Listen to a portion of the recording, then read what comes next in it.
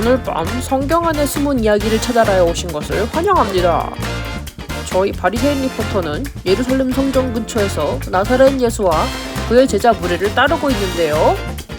같이 보시죠. 자, 그들은 앉아서 먹고 있는데요. 헐, 손도 안 씻고 먹고 있네요. 잡았다. 웃으세요. 여러분은 몰래카메라에 찍히고 있어요. 당신은 장로들의 전통에 따라 손을 씻지 않았다는 것을 알고 있나요? 부끄러운 일이에요. 너는 어째서 부모를 공경하라는 하나님의 계명을 어기느냐? 그리고 그들이 노후에 스스로를 부양하도록 내버려두느냐? 그게 손 안 씻는 것보다 더 나쁠 것 같은데요. 그게 나는 사람을 더럽게 하는 것은 입으로 들어가는 것이 아니라 입에서 나오는 것이다. 저는 오늘 부모님을 방문해서 그들이 필요한 것이 무엇인지 알아보러 가야겠어요. 더 많은 놀라운 일을 기대해주세요.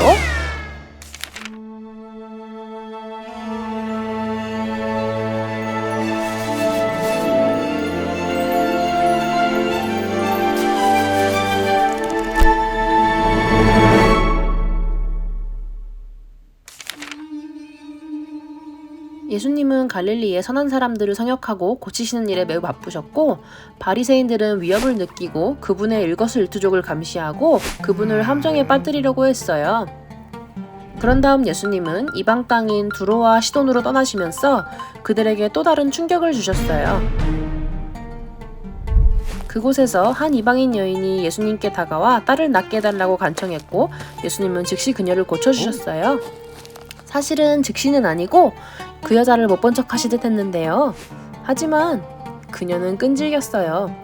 예수님은 그녀를 보내지 않으시고 그녀에게 예수님의 사역이 이스라엘에 대한 것이라고 말씀하셨어요.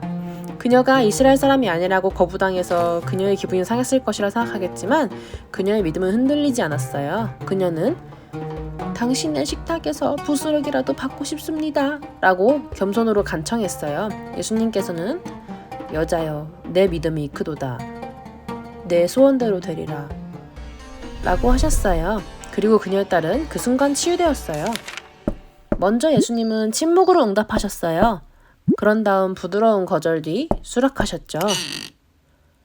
그녀의 끈기가 그분의 마음을 바꾸었을까요? 맞을 수도 있고 아닐 수도 있어요. 하지만 예수님의 대답이 어땠던 문화적으로 그녀가 외부인이었다 할지라도 그녀는 믿음과 겸손으로 그분의 백성 중 하나가 되기로 선택했어요.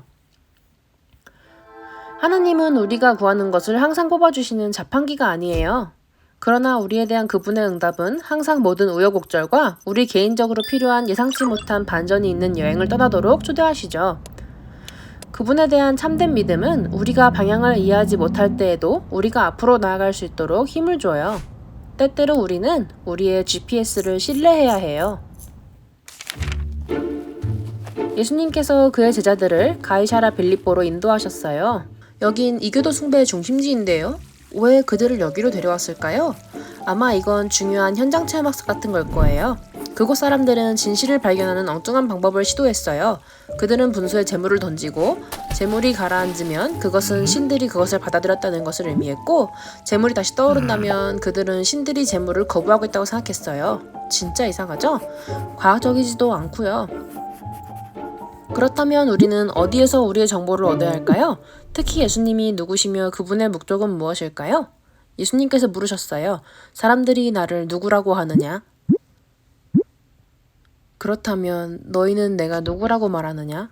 시몬 베드로는 당신은 그리스도이십니다. 살아계신 하나님의 아들. 이에 예수님은 시몬아, 내가 복이 있도다. 이를 내게 알게 한 이는 혈육이 아니요 하늘에 계신 내 아버지시니라. 너는 베드로라. 내가 이 반석 위에 교회를 세우리니. 반석이요? 계시의 돌인가요? 여기에 사용된 돌 또는 반석은 두 가지 의미가 있어요. 예수님께서 베드로에게 사용하신 단어는 그리스어로 조약돌을 의미하는 페트로예요. 그리고 반석을 의미하는 페트라는 그분이 교회를 세우실 곳이에요. 그러면 왜 예수님은 충실한 제자를 조약돌이라고 부르셨을까요? 교회가 반석 위에 세워진다면 베드로는 더 큰 것, 즉 계시라는 동일한 재료의 힘을 받는 것의 작은 부분이에요. 맞아요. 세상은 항상 답을 찾는 나름의 방법을 가지고 있었지만 조약돌인 베드로는 개인적인 계시를 받아야 했어요. 예수님이 가신 후 교회를 인도하는 큰 바위가 될 거니까요. 그리고 베드로처럼 예수님은 침례 때 우리에게 새 이름을 주세요. 우리는 그분의 이름과 성신 행사를 받아요. 우리가 하나님의 말씀과 성령의 인도를 신뢰할 때 길에 예기치 않은 굴곡이 우리를 길에서 벗어나게 하지 못할 거예요. 이 회오리 같은 여행의 대미를 장식하면서 예수님은 이제 베드로, 야고보, 요한을 데리고 높은 산으로 올라가 하나님과 소통하고 권능과 인도를 받으셨어요. 예수님의 신성한 능력이 놀란 사도들의 바로 눈앞에 나타났어요. 그분의 얼굴은 해와 같이 빛나고 그의 옷은 빛과 같이 희었더라. 이 영광스러운 순간에 그들은 모두 하나님과 하늘과 직접 연결되었어요. 다른 강력한 존재들도 나타나 예수님과 이야기를 나누었어요. 구약의 선지자 모세와 엘리야였어요. 그리고 조셉 스미스는 침례 요한도 거기에 있었다고 말했어요. 예수님이 누구신지 조금이라도 의심이 있으면 하나님의 음성이 이렇게 말씀하세요. 보라, 이는 내 사랑하는 아들이요, 내 기뻐하는 자라.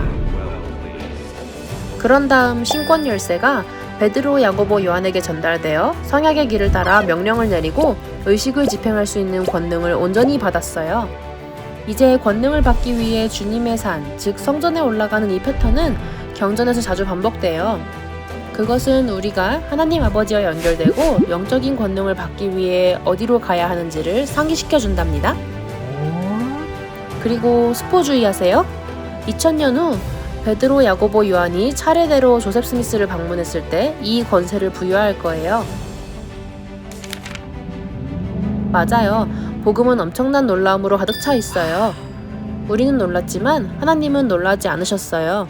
그분은 우리에게 무엇이 필요한지, 언제 필요한지 알고 계세요. 성신이 우리와 개별적으로 소통하는 방법을 배우려면 노력이 필요해요. 하지만 이 험난한 삶의 여정에서 중요한 것은 GPS이자 안전벨트랍니다. 자, 안전벨트 매세요.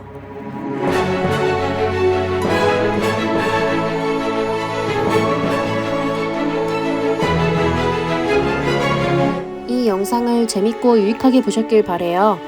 이제 여러분이 직접 경전과 그 뒤의 이야기까지도 공부할 차례예요. 계속해서 배우고 싶다면 말씀에 말씀을 더하고 어서 나를 따르라와 함께하세요.